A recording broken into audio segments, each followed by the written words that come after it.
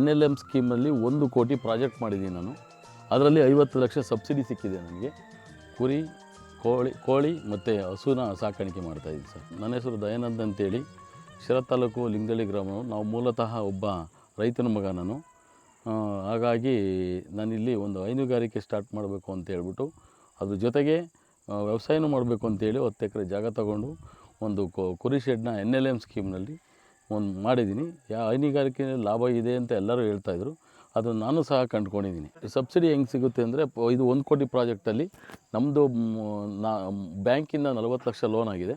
ಒಂದು 10 ಲಕ್ಷ ನಾವು ಕೈಯಿಂದ ಹಾಕಿದ್ವಿ. ಫಸ್ಟ್ ಈ ಶೆಡ್ನೆಲ್ಲ ಕನ್ಸ್ಟ್ರಕ್ಷನ್ ಮಾಡಬೇಕು.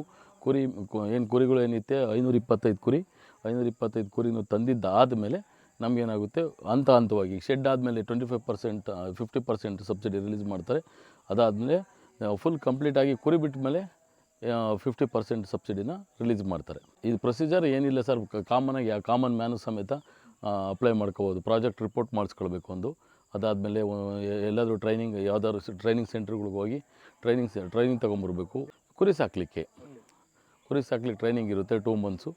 ಟ್ರೈನಿಂಗ್ ಮಾಡ್ಕೊಂಬಂದಿದ್ದಾದಮೇಲೆ ಏನು ಮಾಡ್ತೀವಿ ನಾವು, ಅದನ್ನು ಅಪ್ಲೈ ಮಾಡಬೇಕು. ಇದ್ರದ್ದು ಈ ಜಾಗದ್ದು ಪಾಣಿ ಮತ್ತು ಇದಕ್ಕೆ ಸಂಬಂಧಪಟ್ಟಂಗೆ ಬ್ಯಾಂಕ್ ಡೀಟೇಲ್ಸು ಇದೆಲ್ಲ ಹಾಕಿ ನಾವು ಇದಾಗಿದ್ದಾದಮೇಲೆ ಬ್ಯಾಂಕಿಗೆ ಬರುತ್ತೆ. ಅಲ್ಲಿಂದ NLMಯಿಂದ ಬಂದುಬಿಟ್ಟು ಏನಾಗುತ್ತೆ, ಅಲ್ಲಿಂದ ಲೋನ್ ನೀವು ಕೊಡಿ ಅಂತ ಬ್ಯಾಂಕಿಗೆ ಇದಾಗುತ್ತೆ. ಅವಾಗ ಬ್ಯಾಂಕ್ನವ್ರು ಲೋನ್ ಕೊಡ್ತಾರೆ.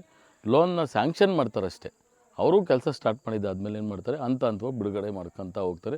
ಅದಾದಮೇಲೆ ಶೆಡ್ಡೆಲ್ಲ ಫುಲ್ಲಿ ಕನ್ಸ್ಟ್ರಕ್ಷನ್ ಆದಮೇಲೆ 50% ಸಬ್ಸಿಡಿನ 25 ಲ್ಯಾಕ್ಸ್ನ ರಿಲೀಸ್ ಮಾಡ್ತಾರೆ.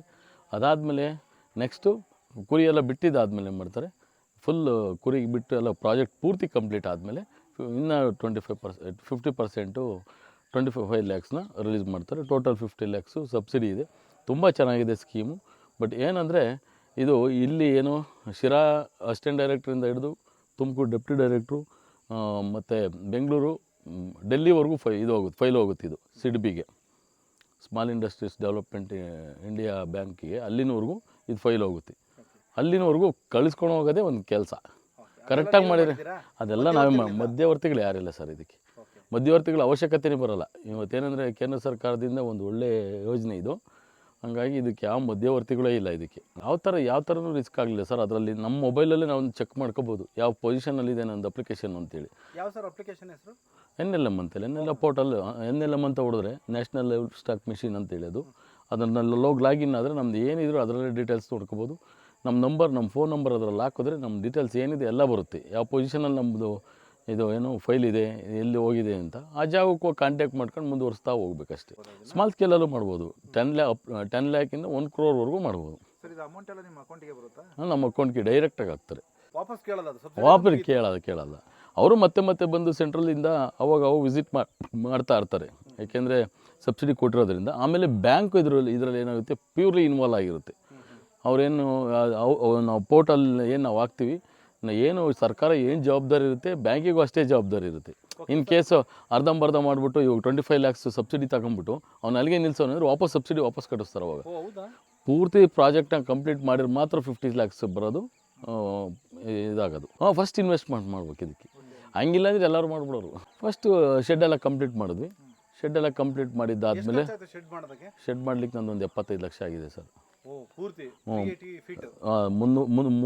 ಇಂಟು 380 ಅಡಿ ಇರೋದು ಇದು ಹೈಟೆಕ್ ಶೆಡ್ಡು. ಮಂತ್ಲಿ 2 ಲ್ಯಾಕ್ಸ್ ಅನ್ನಂಗೆ ಬರ್ತಾಯಿದೆ. ಆರಾಮು. ಅಲ್ಲಿ ಒಬ್ಬನ ಕೈ ಕೆಳಗೆ ಇರ್ಬೇಕು. ಇಲ್ಲೇನಿಲ್ಲ, ಸ್ವಂತ. ನಾವು ಯಾವಾಗ ಬೇಕಾದ್ರೂ ಹೇಳ್ಬೋದು, ಯಾವಾಗ ಬೇಕಾದ್ರೂ ಬರ್ಬೋದು. 2 ರಿಂದ 3 ಲಕ್ಷ ದುಡಿತಾ ಇದ್ದೀವಿ ಸರ್.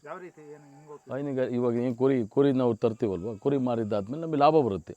ಆ ಲಾಭದಲ್ಲಿ ನಾವೇನು ಇವಾಗ ಲೋನ್ ತೊಗೊಂಡಿದ್ದೀವಿ 6 ಮಂತ್ಸ್ಗೊಂದು, ಅದನ್ನು ಕಟ್ಟಿದ್ದು ಮಿಕ್ಕಿದ್ದು ನಮಗೆ ಲಾಭನೇ.